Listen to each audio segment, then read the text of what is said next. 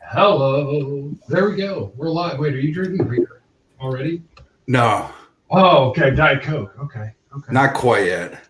Hello to all the people. The beauty of streaming is that I don't have to really be professional. I can just kind of chill out and do whatever.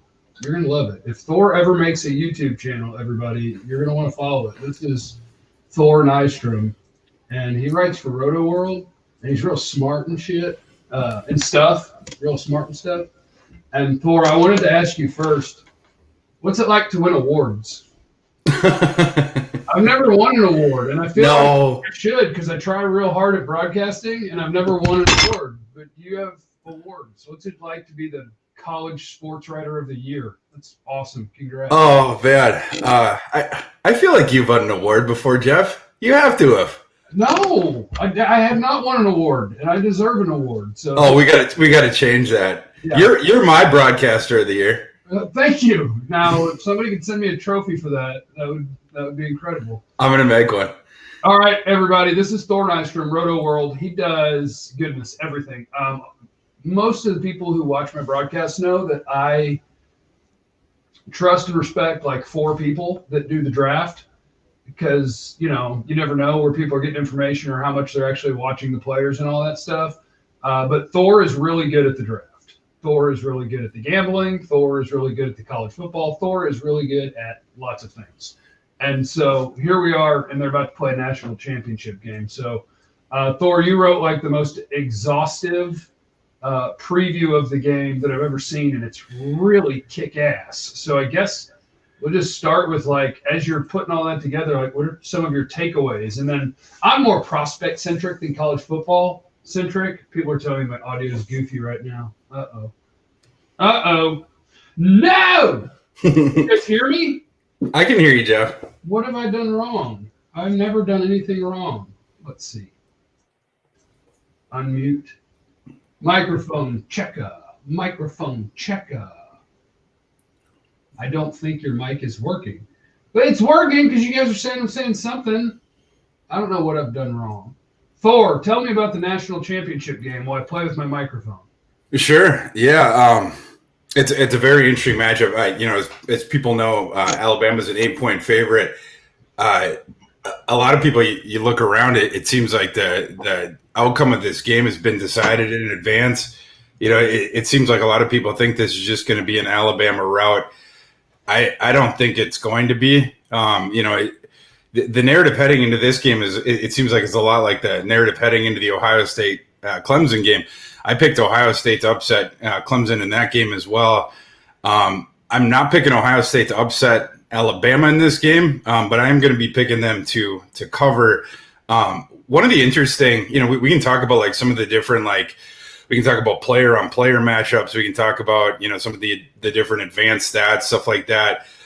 One of the interesting ones, just like sort of looking at the game from, sort of the treetop level, when you looked at like the Ohio State against Clemson matchup, one of the weaknesses of Clemson that I thought that Ohio State was going to be able to exploit heading into that game was that Clemson gave up a lot of explosive passing plays.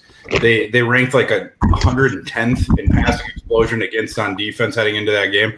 And Ohio State obviously just picked on that over and over again. Fields ended up with 6 touchdown passes and whatever it was, 360 passing yards, despite the fact that he had a injured throwing thumb and that is presumably had perhaps even multiple broken ribs or whatever the midsection injury was from the Skalski hit or whatever right before halftime. He threw for all those yards, so it wasn't affecting him necessarily in the pocket. So I think that Ohio State's going to be able to hit their deep shots on Alabama. And then you sort of flip the when you flip it the other way, Alabama on offense, they have a disgustingly awesome offense. Stupid. By the way, I'm throwing in words right now to see if this sounds better because I think I accidentally have my Call of Duty headset as my audio. Dude, it does sound better. I could hear you before, but that actually does sound better. Huh. Yeah, Alabama's offense is just stupid good. It's stupid good. It's completely unfair. Like, you don't get to have the best offensive line in the country and maybe the 2 best receivers in the country and one of the best quarterbacks in the country. That's just not right. Yeah, so in a lot of ways, it reminds you sort of LSU last year heading into that game, right? Like LSU had also won the Joe Moore Award for best offensive line. Joe Burrow had taken the jump up like Mac Jones had. You had the two stud receivers, et cetera, et cetera. Clyde Edwards-Helaire obviously is a bit different of a running back than Najee Harris. One interesting thing to watch with Alabama's offense is with that Joe Moore award-winning offensive line, they lost their Remington winner at center, Landon Dickerson, in the SEC title game. It's people aren't talking about that heading into this game, but I promise you, it's a really big deal. It didn't manifest against Notre Dame because Notre Dame's not a good enough team for that to matter. But Landon Dickerson's backup, it's a kid named Chris Owens. He's a redshirt senior, so he's sort of like what you would consider an organizational soldier in baseball parlance. One of these He's guys been here a long time and he tries his best. Tried his best. He's been in the minor leagues for a long time and hasn't seen the field. He finally gets in this year, and he replaced Evan Neal at right tackle for one game, and now he's filling in for Landon Dickerson. His PFF grade, you ready for this, Jeff? I'm going to guess it's not in the 90s like their original starters is. It's 50.8. Okay, that's less than 90. They replaced the Remington winner with a guy with a 50.8 PFF grade, which is basically as bad as you can get. It's like watching static on the television, with the Nielsen ratings, when something gets like a 0.1 rating and they're like, well, that's just because, people have their TV on and static overnight. That's Chris Owens playing center. So you're talking about an enormous downgrade. Before that, Alabama had four studs, in my opinion, on the offensive line. You had Leatherwood, who's a stud. The right guard's a stud. I can't pronounce his name. Okior, I think. Yeah, and he's a giant, right? He's a man. Huge kid. Man.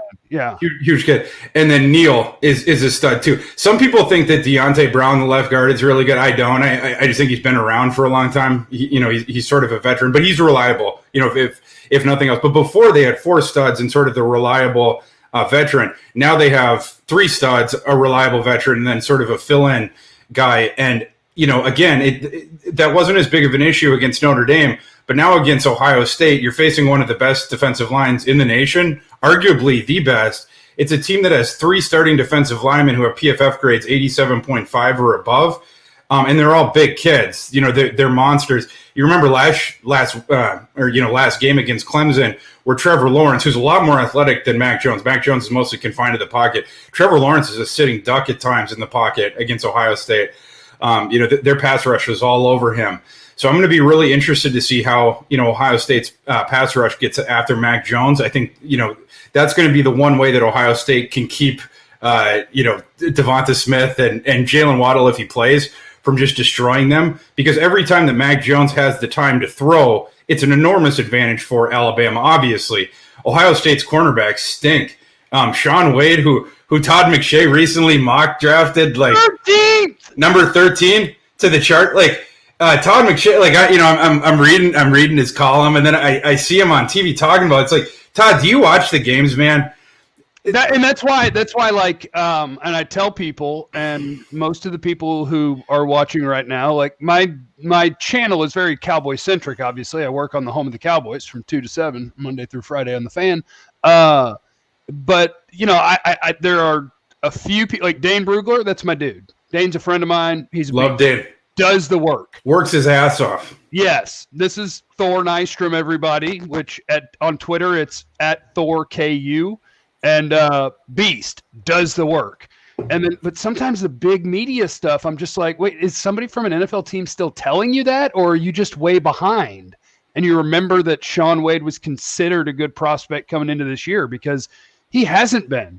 If Shaun Wade gets matched up with Devonta Smith in this game by himself, toast. Shaun Wade is cooked. Toast. Cooked.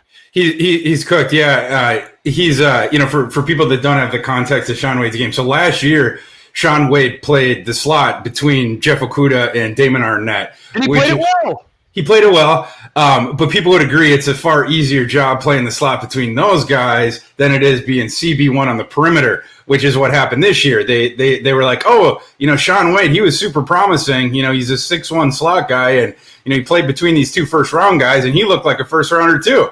So, we're just going to move him into the Okudah role, and he'll be our next Okudah.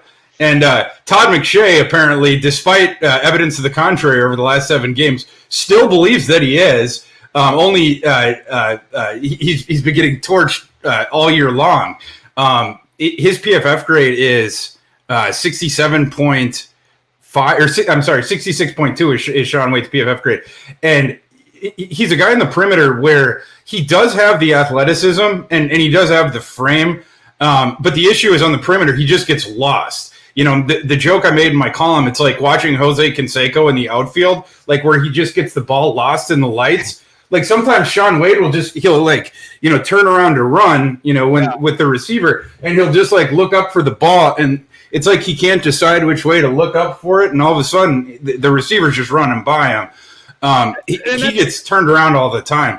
Yeah, and that's why I think like I'm sure there's value to some of the like bigger media scout guys, because maybe that's what he's still hearing from NFL teams, you know. But that's why, to me, I think there's a lot of value in following guys that don't care what other people think about players or what the narrative is about players. Like, just give me the people who are legitimately going to watch 300 dudes and their real thoughts on them. Like, there'll be a guy in the NFL draft that goes in the, if he really does, goes in like the top 20, and I'm going to be like, I don't think he can play. Miami's Gregory Rousseau. I'm going to be like, you just picked a really tall guy that might run fast, and we're going to teach him football. And so I don't know. I like people who actually do their own work and give me what they think, because nobody's going to watch Ohio State this year and say Shaun Wade's getting picked in the first round. That would be absolute crazy talk. Now, go ahead. I was just going to say it's the funnest thing about football evaluation, right? Like, you know, baseball evaluation, you know, it's a different sort of, you know, ball of wax, but you know, with that, it's sort of an individual sport masquerading as a team sport, you know, but the statistics are much easier to unpack, et cetera. But like, you know, football, there's so many different moving parts and everything like that, projecting it from this one level to the next one. In this one system to the next one, and this one role to the next one, you know, all these different things. It's just a fascinating thought exercise. You know, like, I mean, just watching these NFL playoff games, you know, we've been talking about, you know, like guys like Josh Allen and Jared Goff, you know, just from like yesterday talking about evaluations of these different guys and, you know, mistakes that were made during the process and stuff like that. And I just love doing it, man. You know, it's just really interesting, and it'll be interesting for Shaun Wade too. I think what Shaun Wade probably needs to do, I might encourage him to go back to school. I don't think he's going to do that, but I would definitely encourage him to go back to the slot wherever he plays next. Yeah, and maybe he's a safety. I think Dane was saying that NFL teams might be thinking that right now. Maybe that's what he is, because the one-on-one matchup thing. Okay, but we've strayed, and that's what happens every time I broadcast. I end up going down who knows what road. But like in this game, some of my favorite matchups, maybe my favorite matchup is, I think Patrick Surtain gets a lot of love as potentially the best cornerback in this draft, and maybe he is, and maybe he's the safest cornerback in this draft.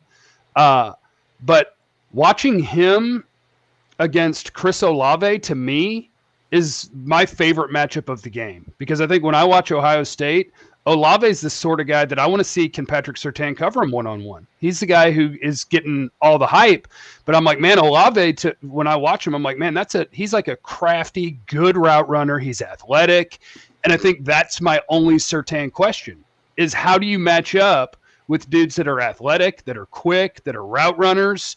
Because I like everything about Surtain. I just question, is he going to go run a 4.55 and – is he NFL shutdown, or is he NFL trust him in zone matchup dependent guy? So to me, that's my favorite one, is Olave, because I like Olave a lot. I love the point that you bring up, Jeff, and you know, Surtain by every metric, you know, whether you know, his PFF grade is awesome, you know, and obviously we know the NFL draft stuff, you know, et cetera. But you know, to your point, what Surtain is awesome at, it's the press man shit, right? So like anything within the first sort of 10 yards, you know, the line of scrimmage or so, that's Surtain's world. With Olave, in a world where Alabama was going to dominate, you know, in terms of their pass rush and was going to get after Fields quickly, you would love this matchup for Surtain, because contextually we also know that Alabama has poor safety play. One reason why this isn't just going to be Patrick Surtain shutting the lights out on Olave is Olave is going to have more than 3 seconds with Surtain. Even when Surtain shuts down his, initial movements, and Chris Olave has great releases. You were touching on it in terms of just being a very, very well-rounded player. Great routes. He's an athletic player. He gets dinged because he's not the biggest. He's not the most athletic. He's not the fastest. But he is, he's not a runt. He's not the slowest guy. He's not unathletic. He's like, sort of like every metric, he's sort of like a B plus. But then he's like you said, he's super crafty. His releases are awesome. He runs great routes. Doesn't really drop the ball. Fields is always looking for him. When he's open, etc. And Fields, for people out there, there's. In the past, there's been a sort of a predisposition with dual threat quarterbacks to just have this idea that they're run first guys, or that they're going to want to run whatever. Fields is another one where that doesn't work with. Just like sort of like Lamar, like some of those other guys. Fields is a pocket passer first, second, and third. He does not want to run. He is extremely methodical, and at times it costs him where it allows the pass rush to get there. But Fields is going to go through his entire progressions. And so Surtain's stuff at the line, he's one of the best press corners. In fact, I can probably just say it, go out and say that he's the best press corner in the nation. But again, you're not going to shut Olave down if you have 6-7 seconds to cover him. And the issue for Alabama's defense, it's not Patrick Surtain within 10 yards of the line of scrimmage. It's everything after that. Alabama's linebacking core has underwhelmed this year, in part because of Dylan Moses. His game has fallen off a shelf.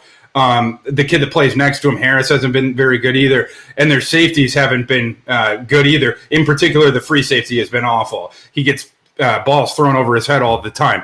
And so Surtain being awesome, people might think like, they're going to shut down Ohio State's passing game because Surtain's awesome. Well, no, they're not. Because, Surtain's a great talent, but Justin Fields will be the best talent on the field. Olave is a first-round talent himself, and Ohio State's offensive line is going to win that battle in the trenches because you have Barmore, but then the other two Alabama defensive linemen are just fat kids that are just essentially, space holders, and they're just guys. They're guys that have PFF grades below 60. It's something we're not used to, at least I'm not used to from Alabama. Like, I feel like they've gone on this incredible run where we're talking about every year. It's all right. It's Deron Payne. It's Quinnen Williams. It's just year after year after monsters year where there's multiple monsters. Yep. And this year it's like, okay, Alabama's D lineman is Christian Barmore. Just one. He wasn't even really a full-time starter, but he's good. Yeah, he is. Good player. My question about even him is like, how good? I don't know that he's a top 20, top 30 pick, and in most drafts, I don't think he is. And this one, he might be the cream of the D tackle crop, so maybe he's a first rounder. But I'm just not used to that at Alabama. Mm-hmm. I'm not used to being like, their linebackers are like Dylan Moses. I was watching tape of him, and I'll tell you what I really like about Dylan Moses. I love the way he moves, and that's about it. I'm like, okay, like he looks like what I think the modern linebacker is becoming. That build, that level of athleticism. And then I'm like, and now he looks confused. And now where are we going? And what the hell are we doing? So we're used to Alabama having this monster defense. And the only wager I have on the national championship game was just with a buddy yesterday, because I was like, the only thing that I'm sure of is that, look, Alabama might beat them by 14. They might beat them by 20. They might.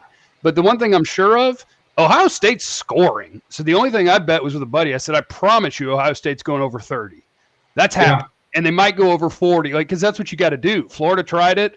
Ohio State's got to try it. Can we just score more? Because we can't stop you. There's no stopping Bama. Yep. But can I hang 50 on you, Ohio State?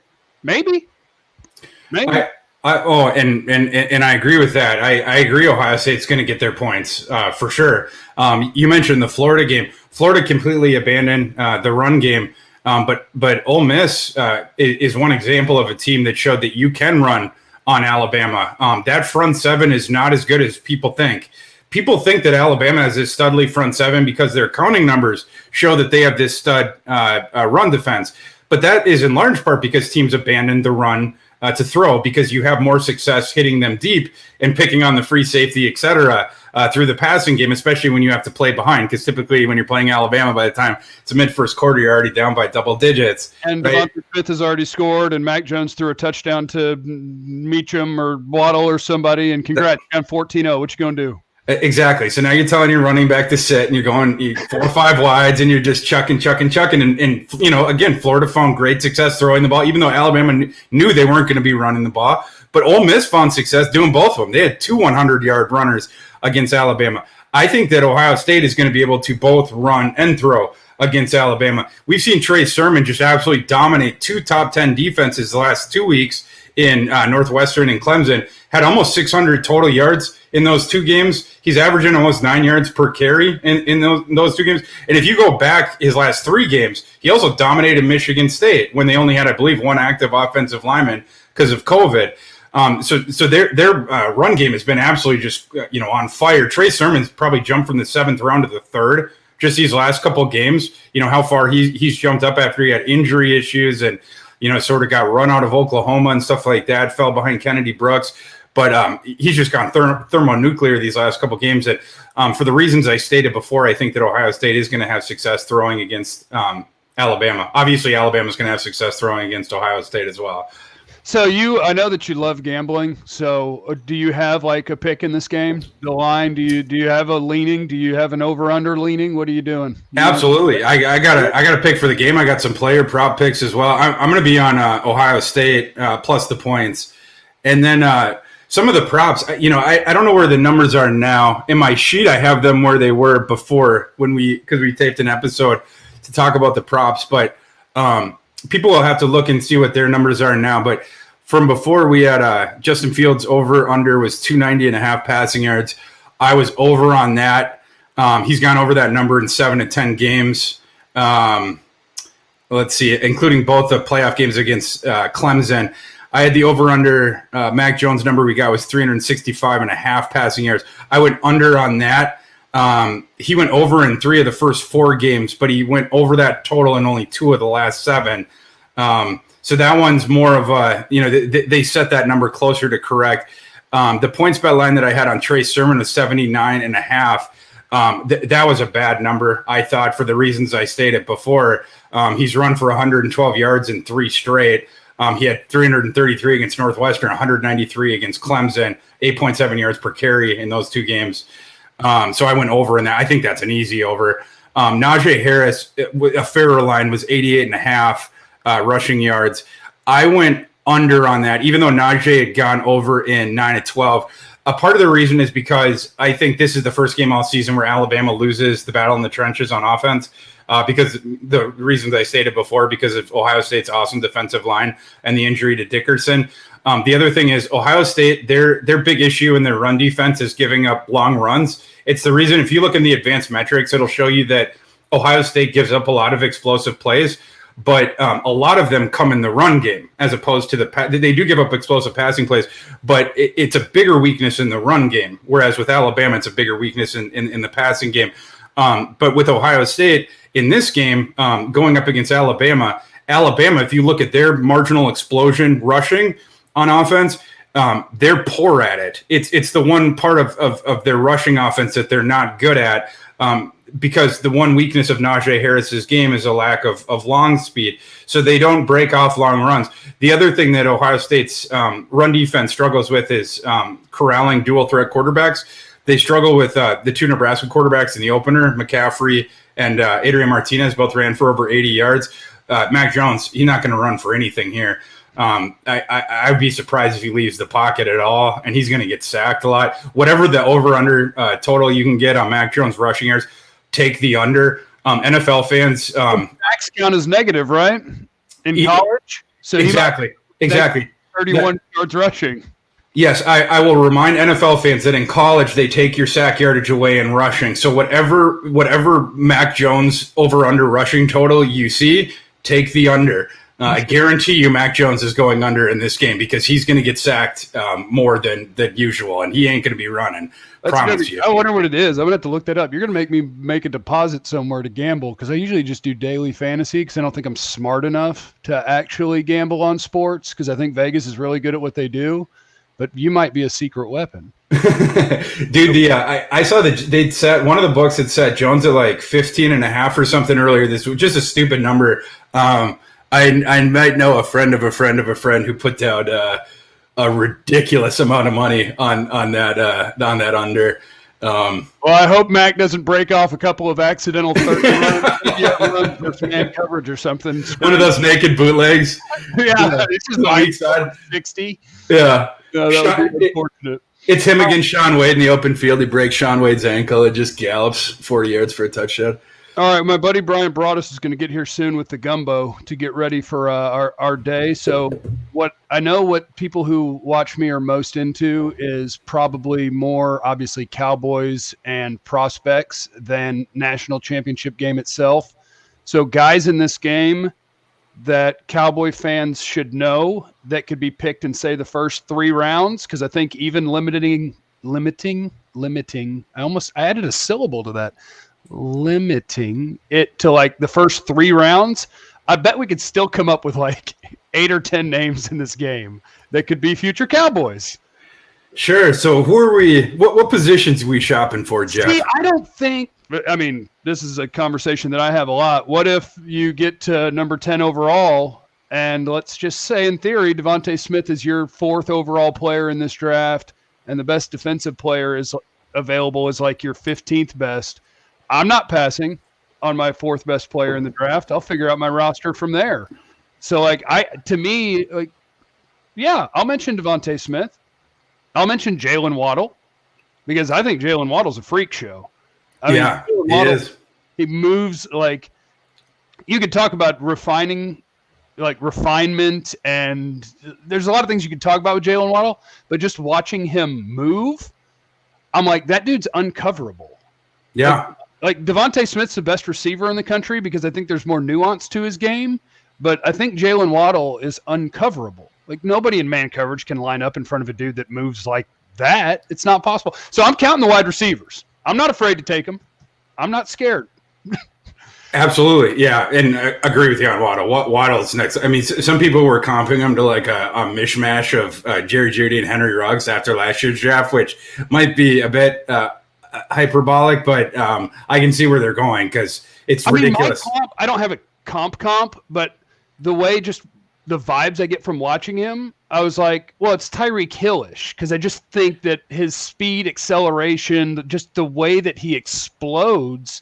Even in the NFL, I don't think you could put one guy on him and be like, cover that guy. He might be and he might be closer to that than Ruggs, the guy that we were sort of competent to, because Ruggs is his explosion is more of that straight line stuff. Where Hill, I feel like there is more overall athleticism than just the straight line burst that we see with Ruggs. Yeah. Okay. So receivers, that's easy. I would toss in Surtain too. Surtain's you have to. Most likely to be a Cowboy that's playing in this game, right? Yeah.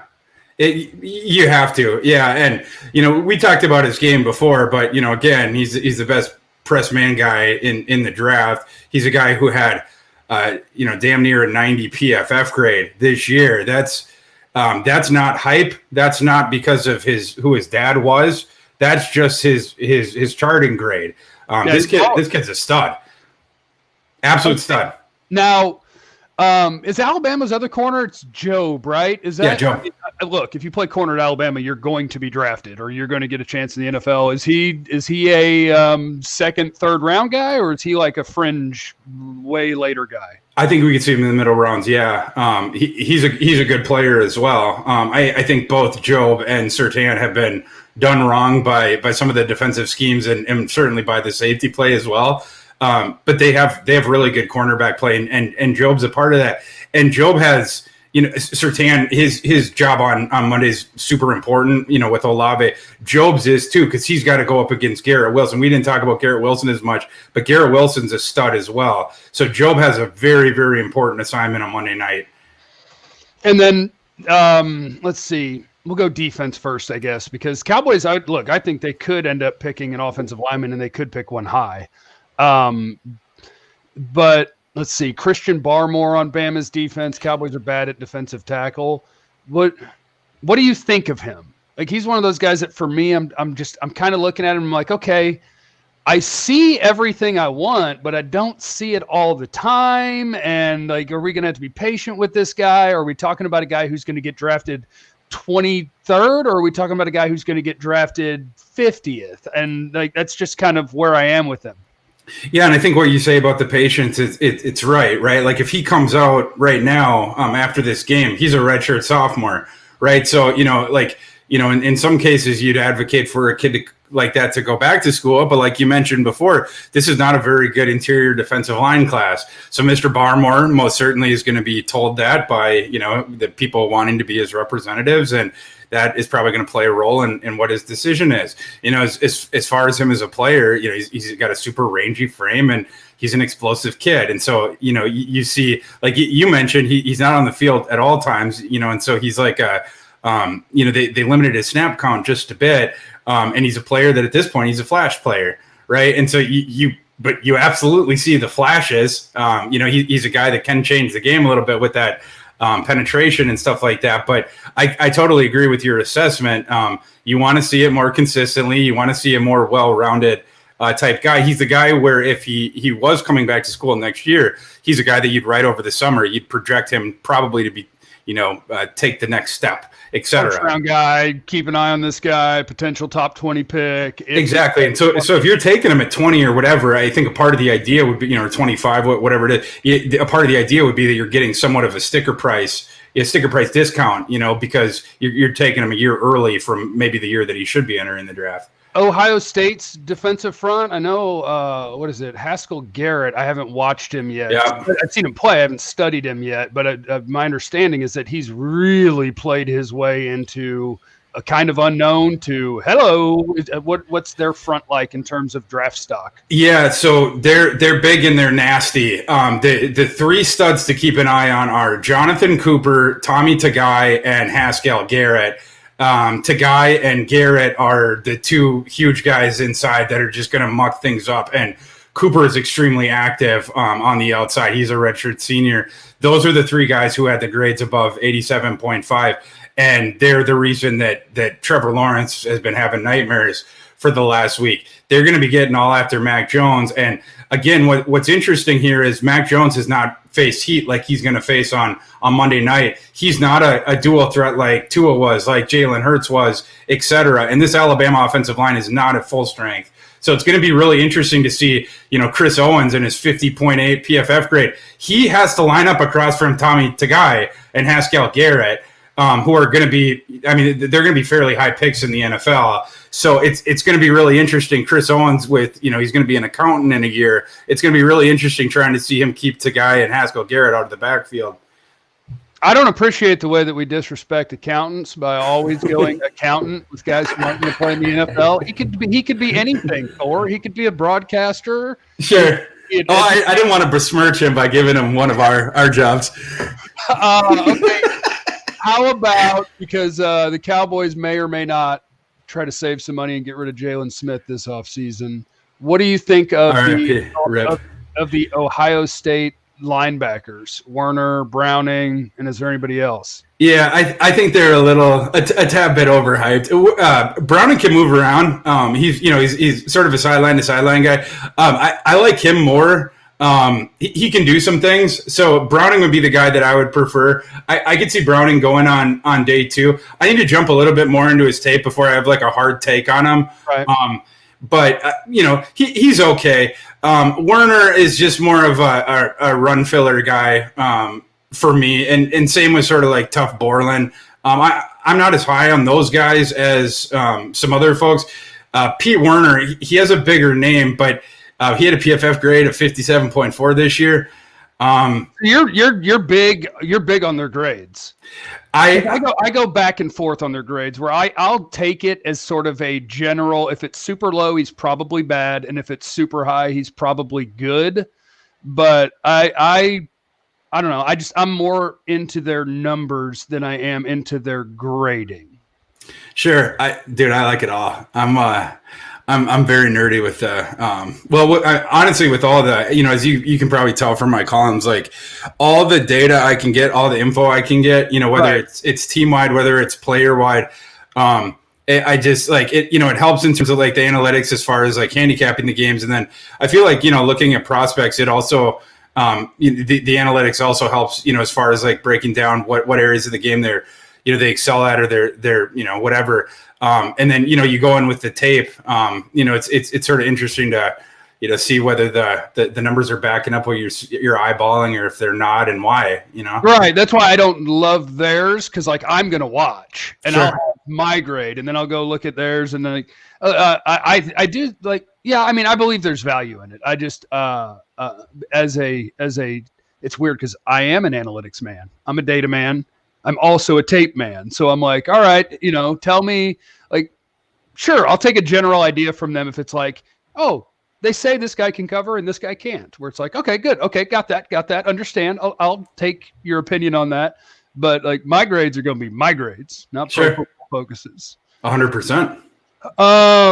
Let's see. Are we missing any defensive prospects in this game? Who else is there? Alabama, D-line, like Dylan Moses. I'd love his athleticism. I love the way he moves. I just don't know if he's a good football player. Yeah, I'm afraid of Moses. Again, he's a guy who really regressed.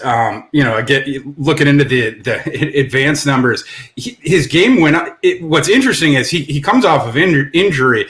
The one part of his game that marginally improved this year is actually in coverage, which you wouldn't think, that you would think that would be the part of the game that would depreciate because it's most tied to athleticism. But that's the part of the game that actually went up a little bit. The other parts of his game really fell off of a shelf. The tackling, the pass rushing, the run defense, etc. I don't know what's going on with that kid right now. He is not in a good place as far as being a prospect right now. He is a redshirt junior. Obviously any prospect can come back, whether they're a senior, whether they're a junior, whatever. Yeah, if you're him, you wish you could have come out before he got injured. What was that, Yes. 2 years ago? Because He should have come out. He probably would have gone in the first round. He ain't going in the first round now, unless Todd McShay is hired to run a team. Okay, let's see. You got Trey Sermon, but the Cowboys don't need a running back. Wyatt Davis, the guard at Ohio State. Wyatt Davis is fun. For people out there that don't know, Wyatt Davis is the son of Elvin Mack from The Program, the movie The Program. We all know and love. Okay. Does that give him a leg up for you? Yeah, he jumped up my rankings at least 20 spots when I found that out. It was very exciting. And then apparently he's the grandson of Willie Davis as well, the former Packer. Okay, so he's got the bloodlines. And then he was a 5-star recruit. Like, he started for a long time at Ohio State. Like, yeah, he's an interesting cat. Josh Myers is one of the best centers in the nation for Ohio State. And then Thayer Munford and Sons, as we call him, their left tackle. He's had a great season too. A very underrated guy. When we talk about the offensive lineman in this game, typically it's talking about the Joe Moore award-winning offensive line of Alabama, or it's talking about Dickerson, although he's out. Yeah, or the two big guys on Ohio State. But Thayer Munford probably deserves to be talked about a little bit more because he had just a fabulous season this year.